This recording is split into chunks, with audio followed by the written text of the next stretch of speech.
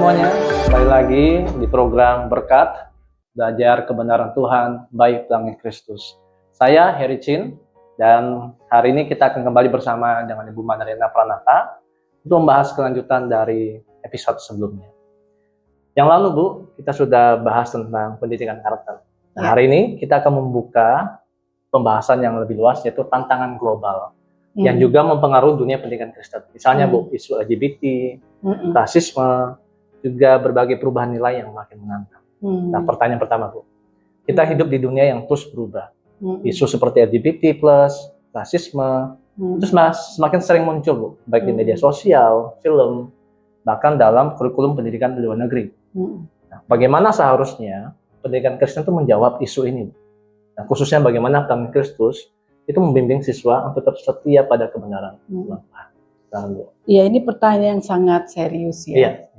Sebelumnya saya juga ingin menyapa audiensi yang selama ini peduli dan memikirkan isu-isu ini. Saya juga senang kalau nanti audiens juga berkenan untuk mengusulkan ya tema-tema yang menjadi pergumulan sebagai orang tua atau pendidik. Isu tentang pengaruh global kepada anak-anak kita, bagi saya itu hal yang sungguh-sungguh harus dijawab oleh gereja sebenarnya dan sekolah-sekolah Kristen. Karena menurut saya itu adalah bentuk serangan iblis yang agresif. Kalau dikatakan 1 Petrus 5:8 bahwa iblis itu seperti singa yang mengaum-ngaum. Itu bayangannya seperti apa? Mengaum-ngaumnya. Karena dikatakan yang mencari siapa saja yang bisa dilulurnya. Jadi kalau saya melihat zaman sekarang ini sebetulnya iblis itu sedang menyerang itu ini, mindset dari generasi muda. Pembentukan mindset ini kan sesuatu yang terjadi sejak dia dilahirkan, keluarga, lingkungan, dan komunitas, baik komunitas nyata maupun maya. Nah, bukan hanya nyata dan maya, tapi juga lokal dan global. Sedangkan semua ini mempunyai power untuk memberikan value, memberikan pengaruh. Itu yang saya yakin ini yang disebut di Alkitab sebagai singa yang mencari mangsa yang dapat dilulurnya. Karena caranya menarik, media sosial ini kan menarik. Ide-ide tentang misalnya, kenapa kok katakanlah jenis kelamin kita ditentukan oleh fisik. Padahal bisa terjadi orang punya kecenderungan yang tidak sama dengan fisiknya. Lalu mereka ditolong oleh siapa? Kalau tidak diakui dan tidak boleh diakui. Lalu muncul isu-isu kalau mereka tidak diakui dan tidak ditolong, dianggap itu suatu yang berdosa. Lalu bagaimana Tuhan makasih orang-orang ini bagaimana, kan bukan salah mereka. Kalau mereka punya kecenderungan begitu. Dan ini secara mindset itu sangat mempengaruhi anak-anak muda untuk berpikir bahwa gini, mindsetnya semua yang masuk akal dianggap benar. Nah, ini yang jadi masalah. Ketika ada satu idiom yang menjadi pegangan, kalau masuk akal itu benar. Kedua, kalau saya mempunyai keinginan, saya punya hak untuk mewujudkan. Itu juga sudah menjadi filosofi dari gaya hidup generasi sekarang. Karena apa? Karena difasilitasi dengan berbagai macam informasi yang memosisikan manusia menjadi pelaku yang bersifat subjek yang berotoritas. Nah, ini masalahnya. Saya jelaskan dulu mengapa kok begitu. Karena begini, kalau di dalam Alkitab jelas dikatakan manusia itu diciptakan, berarti under authority, di bawah otoritas pencipta. Kalau begitu berarti hidup manusia ini harus ikut order. Bagaimana yang seharusnya ikut pewahyuan, ikut apa kata Alkitab, ikut apa yang diajarkan oleh Tuhan Yesus. Itu kan namanya under authority. Bahwa authority itu kemudian diwakilkan pada orang tua Kristen, sekolah Kristen, guru-guru. Nah, sedangkan ketika muncul filosofi ideologi yang mengatakan manusia itu bukan dicipta, sebetulnya itu idenya bukan cuma berbicara tentang hipotesa-hipotesa manusia itu ada dengan sendirinya melalui sebuah proses panjang dan dunia ini ada dengan sendirinya berdasarkan segala macam yang disebut dengan hipotesa-hipotesa itu, baik itu evolusi, Big Bang dan sebagainya. Tapi sebenarnya itu adalah sebuah upaya dari manusia untuk keluar dari otoritas. Lalu otoritas itu di mana sumbernya? Diri sendiri. Jadi isu-isu yang tadi disebutkan tidaklah kita tanyakan benar atau tidak benar, baik atau tidak baik. Karena yang menentukan manusia. Di situ konflik yang sekarang ini sedang muncul. Sementara ketika itu diviralkan oleh media sosial, kemudian diberi pendefinisian sebagai hak asasi manusia. Jadi sebenarnya gini, hak asasi manusia itu kan bisa diterjemahkan seperti yang sekarang sedang digaungkan adalah manusia ini punya hak menentukan hidupnya sendiri. Tapi jangan lupa, waktu definisi itu muncul, tergantung ideologinya yang mana. Kalau percaya sama Tuhan, maka ada batasan. Kalau tidak percaya sama Tuhan, tidak ada batasan. Di situ yang terjadi tabrakan. Karena itu pendidikan Kristen harus jelas dan tegas. Kita mau di mana? Kalau kita mengatakan bahwa pendidikan Kristen itu basisnya adalah kebenaran firman yang berpusat pada Allah menyatakan dirinya melalui firman yang tertulis Alkitab, melalui firman yang hidup Yesus Kristus, maka ketika pendidikan Kristen diadakan oleh keluarga, gereja, dan sekolah Kristen dengan menghormati kebenaran firman, seharusnya tidak ada masalah. Karena sudah ada dasar yang solid dan valid. Tapi ketika manusia mulai mengizinkan ada satu mindset ideologi bahwa manusia itu berotoritas dan tidak under God's authority, itu yang harus menjadi sebuah proses yang anak-anak itu harus diajarkan sejak kecil tentang, ya kalau di Pelangi Kristus itu mereka akan belajar tentang siapa aku. Nah, siapa aku ini kalau di sekolah-sekolah secara umum lebih kepada satu, misalnya bolehlah kata orang aku perempuan, aku cantik, aku dari etnis mana, aku bisa apa, aku punya bakat apa, lebih kepada apa yang nampak, performance, kemudian apa yang secara biologis, dan apa yang dianggap sebagai identitas, ya kan?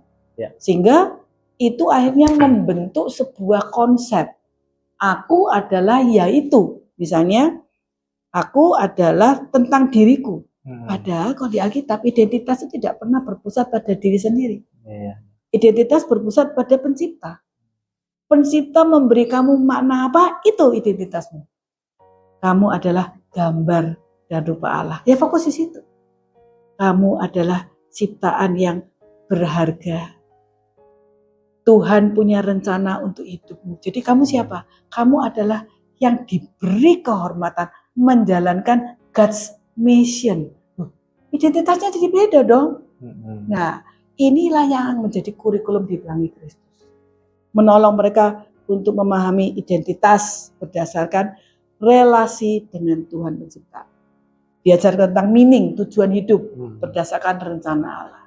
Diajarkan tentang morality berdasarkan Kristus, kebenaran sebagai sumber dari semuanya, ya. Tadi apa? Identitas, meaning, kemudian morality, dan yang kemudian destiny. Destiny bicara tentang bagaimana hidup ini berakhir pada kekekalan bersama Tuhan atau tidak bersama Tuhan. Tergantung mulainya, origin nomor satu.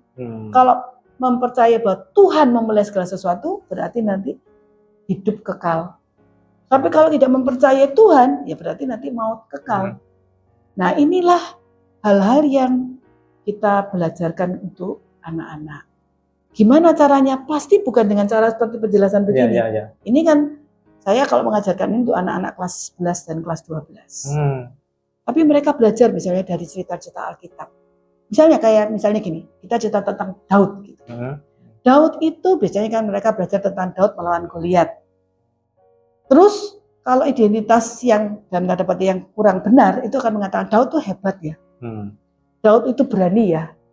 Daud tuh punya iman yang kuat ya. Semua tentang Daud. Iya. Tapi kalau identitas kita bilang gini, Daud itu seorang yang mendengar pimpinan Tuhan dan menaati Tuhan. Hatinya dipimpin oleh Tuhan. Tuhan memilih Daud untuk menjadi hamba Tuhan yang dipakai oleh Tuhan. Selalu dikaitkan dengan Tuhan. Waktu berhadapan dengan Goliat, Tuhan memberikan pada Daud iman. Pada waktu berhadapan dengan hal yang sangat menakutkan dan semua orang Israel nggak berani, Tuhan memberikan kepada Daud hikmat. Jadi selalu kita katakan semua dari Tuhan. Kita cerita tentang Samuel, kita cerita tentang Yusuf, kita cerita tentang tokoh-tokoh Alkitab. Tidak boleh tokoh itu yang dimuliakan. Harus membacanya Tuhanlah yang memberikan mereka bisa melakukan hal ini, bisa mengerti kebenaran, bisa berelasi dengan Tuhan, bisa merespon dengan benar. Sehingga anak itu akhirnya belajar. Oh, dari kisah Alkitab, mereka belajar bahwa semua tokoh Alkitab itu diberkati, diberi anugerah oleh Tuhan. Saya akan memaknai hidup saya, diri saya sesuai dengan anugerah Tuhan. Tuhan memberikan tanda pada saya ini perempuan. Saya tanya sama mama saya, Mas saya perempuan. Tapi kok perasaan saya kok cenderung laki-laki. Nah kita datang sama Tuhan, Tuhan menciptakan saya perempuan dan memberi tanda secara biologis. Tapi kok ada hal-hal yang membuat saya begitu. Oh ternyata gara-gara saya pernah mengalami trauma dengan hal-hal yang membuat saya nggak suka dengan keperempuanan saya. Misalnya ya mengalami pelecehan pada waktu kecil. Sehingga dia benci dan jijik dengan dirinya. Dia nggak suka dengan jadi perempuan. Lalu dia bisa pengen jadi laki-laki. Dan dia merasa tidak akan mempunyai ketertarikan kepada yang lawan jenis. Karena lawan jenis itu jahat dan sebagainya. Nah, berarti ada hal yang membuat dia bisa punya kecenderungan yang tidak sesuai dengan tanda-tanda fisik yang Tuhan berikan. Kan sebenarnya begitu. Iya. Nah, jadi cara kita membimbing anak-anak harus ke arah sana. Sebab saya percaya bahwa Tuhan tidak menciptakan setengah lelaki, setengah perempuan. Kita mengatakan Tuhan menjadikan mereka laki-laki dan perempuan. Jadi kalau ada kecenderungan yang melemahkan identitas gender ini, dia harus kembali kepada Tuhan tanpa menambah yang lain.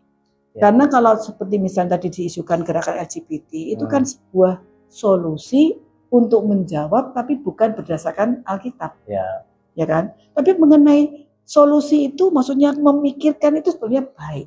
Tapi semua solusi menjadi tidak baik ketika bukan berdasarkan Alkitab. Nah, jadi siapa yang harus memberikan solusi berdasarkan Alkitab? Gereja. Gereja harus menerima mereka, supaya mereka mengalami konseling dan sebagainya, katakanlah begitu. Nah, saya kira cukup banyak juga konselor, pimpinan atau rohaniwan yang memperhatikan. Tapi kalau kembali tadi Pak Heri bilang gimana tentang anak-anak, ya sudah, anak-anak harus selalu dibawa. Semua tentang dirimu definisinya itu sumbernya dari Tuhan dan Alkitab. Ya, menarik Bu. Tadi saya coba highlight sebentar ya. Bahwa serangan iblis itu kan mengubah mindset. Bahwa dari pusat pada diri sendiri.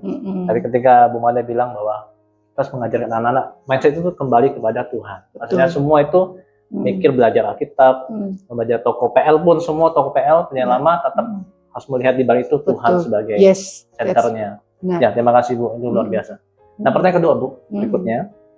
Kadang ada dilema nih Bu. Kadang kita ingin memegang kebenaran satu sisi. Lalu kita dianggap tidak intoleran, tidak toleransi. Tidak empati. Bersifat intoleran gitu. Nah, bagaimana cara membimbing siswa untuk berdiri teguh pada kebenaran Alkitab, tapi satu sisi juga menyatakan kasih kepada mereka yang berbeda pandangan.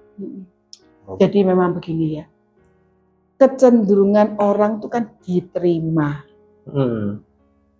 Kalau dia benar lalu ditolak, itu tidak banyak orang yang siap. Iya. Jadi menjadi berbeda itu nggak nyaman, nggak suka. Tapi bagaimana? Tuhan Yesus sendiri mengatakan kok, kalau kamu mengikut aku, akan banyak orang yang memusuhi kamu. Bukan karena kamu, tapi karena kamu berjalan dalam kebenaran. Jadi apa yang harus dibentuk dalam diri anak-anak muda? Jangan berfokus kepada penerimaan. Jangan berfokus pada pengakuan. Jangan berfokus pada apa yang orang harap dari kita. Tapi fokus kepada Tuhan punya rencana apa dalam hidupmu. Sudah fokus ke sana. Jadi kalau itu tidak benar dan Tuhan membawa kita dalam posisi untuk speak up, ya kita minta sama Tuhan kekuatan untuk berani speak up. Kalau tidak berani, kita berdoa. Kalau kita ada pada situasi di mana kita harus ditanya nih, dan kita menjawab, lalu orang memusuhi kita bawa dalam doa. Karena kita percaya, ketika kita menyatakan kebenaran, ada konsekuensi orang tidak suka sama kita. Ya. Jadi bagaimana? Jawabannya, tidak apa-apa. Karena hati kita memilih mencintai kebenaran. Orang yang butuh penerimaan, pengakuan itu kan sebetulnya mencintai diri sendiri. Iya. Benar nggak sih? Betul. Nah, maka Tuhan Yesus kan mengatakan begini, barang siapa yang mau mengikut aku, ya harus Pikul salib, menyangkal diri. Menyangkal diri, memikul salib, lalu mengikut aku. Tiap hari. Jadi kalau menyangkal diri berarti apa? Bukan lagi apa yang menguntungkan saya, tapi apa yang benar menurut Tuhan. Dan ini memang harus dilatih. Jadi murid-murid Pelangi Kristus dilatih untuk jujur. Pada waktu mereka jujur, sebenarnya mereka sedang belajar tentang kebenaran loh. Karena waktu mereka jujur, mereka siap konsekuensi. Ya kan? Jadi anak-anak kan kalau dia melakukan hal yang benar, kita kasih apresiasi. Ya kan? Tapi kalau mereka tidak benar, mereka sebenarnya ngaku. Tadi saya curang, saya melihat jawaban di score station. Terus ngomong. Walaupun dia kalau mengaku tidak berarti lalu diabaikan kesalahannya. Ya. Pengakuannya diterima, bersyukur sama Tuhan kamu mengaku. Tapi kamu mau enggak diberi satu konsekuensi supaya kamu ingat, kamu enggak akan mengulang. Jadi mereka tahu bahwa konsekuensi itu juga sesuatu yang baik. Karena ketika dapat konsekuensi, dia akan lebih sensitif, dia akan lebih peka. Sebenarnya kita kan setiap akhir semester ada yang namanya blessing day. Blessing day itu termasuk mengajar anak-anak kita bahwa apapun juga yang terjadi, baik itu konsekuensi akibat kesalahan kita atau apresiasi karena kita melakukan dengan baik, itu semua yang bersifat mungkin kita nggak nyaman, nggak suka, atau sesuatu yang kita senang, hadiah misalnya, semua itu ketika diterapkan dalam pendidikan oleh orang tua ataupun oleh sekolah Kristen atau di Pelangi Kristus, itu bertujuan untuk mengolah hati kita supaya ketika Roh Kudus bekerja kita ini nurut. Udah itu aja. Nah, kemudian kita rayakan dengan blessing day. Itu kan mereka waktu merayakan, makanya itu kan kita sering ada namanya pemaknaan blessing day. Bahwa semua termasuk blessing, termasuk disiplin itu juga blessing. Konsekuensi itu juga blessing. Kalau misalnya diberitahu sama kamu, kalau hujan biasanya anak-anak itu kan senang hujan-hujan ya. Tapi kan kita tahu ya, kalau hujan yang pertama turun kan biasanya mengandung hal-hal yang kotor ya. Tapi kalau sudah agak lama, sudah bersih sebetulnya, ya kan? Jadi kalau misalnya anak-anak sekali-kali kita kasih pengalaman hujan-hujan, untuk mereka bergembira, sebenarnya ya kita izinkan juga nggak apa-apa. Tapi pada waktu pertama kan kita nggak boleh. Akibatnya akhirnya sakit misalnya. Kita harus izinkan. Kamu mengalami sakit, karena Tuhan mengingatkan. Nasihat orang tua itu harus diperhatikan. Walaupun saya waktu kecil nggak pernah hujan-hujan, Pak. Akibatnya kalau saya sekarang kena hujan sedikit, kepalanya pusing. Sakit nggak? Kepalanya langsung pusing. Katanya kalau sudah dari kecil terlatih. Saya kecil suka main air. Main air hujan toh? Tapi enggak, mudah sakit. Enggak. Sekarang kalau karena katanya gitu. Terbiasa. Saya kurang kena air hujan katanya. Iya. Baik Bu. Jadi bisa dikatakan bahwa memang anak-anak di sini sudah diajarkan bagaimana menerima segala konsekuensi apapun ya. Maksudnya itu sebagai dilihat dari kacamata itu berkat Tuhan. Betul. Baik yang dianggap mata manusia itu negatif, Ya. tapi di mata Tuhan itu berkat. Betul. Sehingga mereka ketika menyampaikan kebenaran, dibenci orang pun, nggak masalah. Itu Proses bagian dari berkat Tuhan. Betul. Terima kasih, Bu. Nah, sekarang pertanyaan ketiga, terakhir, Bu ya. Nah, lalu apa peran orang tua dan juga guru itu mempersiapkan anak-anak menghadapi dunia yang sangat menantang ini? Maksudnya orang tua juga terlibat kan, Bu? Ya. Memang ya, tadi saya katakan ini tidak mudah. Jadi kita pertama menanamkan dulu prinsip, membentuk mindset. Pertama, orang tua itu harus menjadi contoh. Waktu mereka menghadapi realita hidup dan mereka harus berani, anak harus melihat kalau orang tuanya berani. Bahwa orang tuanya konsisten. Kalau jujur, maka mungkin konsumen berkurang misalnya. Karena ada yang pebisnis yang karena tidak jujur, lalu mereka bisa melakukan hal-hal yang untuk kepentingannya. Dan kalau kita tidak mau kompromi, bisa kehilangan pelanggan. Kan kadang-kadang bisa begitu. Permainan ya. Nah, tapi orang tuanya cerita sama anaknya. Papa memilih melakukan apa yang Tuhan Yesus senang. Tapi berarti keuntungannya akan berkurang. Karena kita berhadapan dengan pelanggan yang tidak jujur. Tapi kamu jangan khawatir. Tuhan Yesus sudah mengatakan dia memelihara burung pipit yang terbang, memelihara bunga di padang, itu Matius pasal 6 ya. Tuhan juga akan memelihara kita. Jadi dia akan lihat, papaku itu ternyata tentang uang bisa berserah sama Tuhan. Uang bukan segala-galanya. Nanti ada lagi teladan waktu menghadapi orang yang perlu ditolong. Papahnya itu peduli, mamahnya perhatian. Dia akan melihat, ya.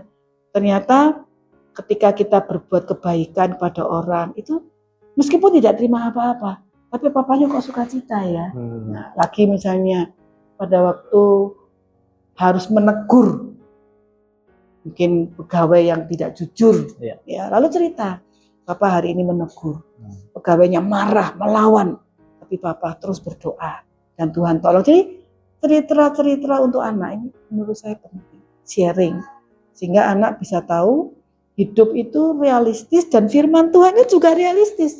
Jangan sampai berpikir ini hanya cuma di mimbar aja dikhotbahin. Terus terang ya, Pelangi Kristus itu menjalankan semua program kegiatan itu apa yang dilakukan Tuhan Yesus di dunia. Ini kita tiru. Misalnya kan gini, satu contoh konkret aja. Tuhan memeluk anak-anak, memberkati. Terus kita mikir, bagaimana ya pengalaman belajar supaya melalui guru anak merasa dipeluk Tuhan. Nah gitu, kayak gitu-gitu. Termasuk waktu salah, kita lihat waktu Tuhan menegur, menolong perempuan yang kedapatan berzina. Apa sikap Tuhan? Tuhan kan tidak menghakimi dengan menghina, tapi memberikan kesempatan dia untuk mengakui salahnya, bertobat. Nah kita juga terapkan ke anak-anak kita. Jadi pokoknya niru persis lah. Kita bilang apa? Dan kita percaya 100%. Apa yang dikatakan di Alkitab, diajarkan di dalam Alkitab itu menjadi pedoman. 2 Timotius 3 ayat 15, 16, 17. Dengan demikian kita diperlengkapi untuk melakukan pekerjaan baik. Gitu. Iya, makasih Bu. Teman-teman, tantangan zaman ini tidak bisa dihindari, tapi bisa dihadapi dengan bijak. Nah, di Pelangi Kristus, kami percaya bahwa murid-murid harus dibekali dengan kasih, kebenaran, dan juga keberanian untuk hidup sesuai dengan firman Tuhan di tengah dunia yang terus berubah ini. Kalau Anda ingin anak Anda dibesarkan dalam lingkungan yang tetap teguh pada kebenaran firman Tuhan, dan juga mengajarkan kasih kepada sesama, kunjungi Instagram kami @pelangikristus dan segera jadwalkan kunjungan ke sekolah kami. Nah, Umada, terima kasih untuk penjelasannya. Saya sangat diberkati. Tentunya nanti para yang menonton juga akan diberkati. Kita diingatkan bahwa hidup di tengah dunia ini yang penuh arus, bukan berarti kita ikut arus itu. Tapi bagaimana kita bisa jadi terang dan garam di tengah dunia. Ya, buat teman-teman semua, terima kasih sudah menyimak episode berkat hari ini. Sampai jumpa di episode berkat Ya, berikutnya. terima kasih Pak Heri Ya. dan juga pada Bapak Ibu, saudara, rekan-rekan semua. Kita percaya ketika kita menginginkan untuk melakukan hal yang benar, Tuhan itu akan memberikan kekuatan pada kita dan jadikan kami sahabat orang tua. Ya. Tuhan memberkati. Berkati.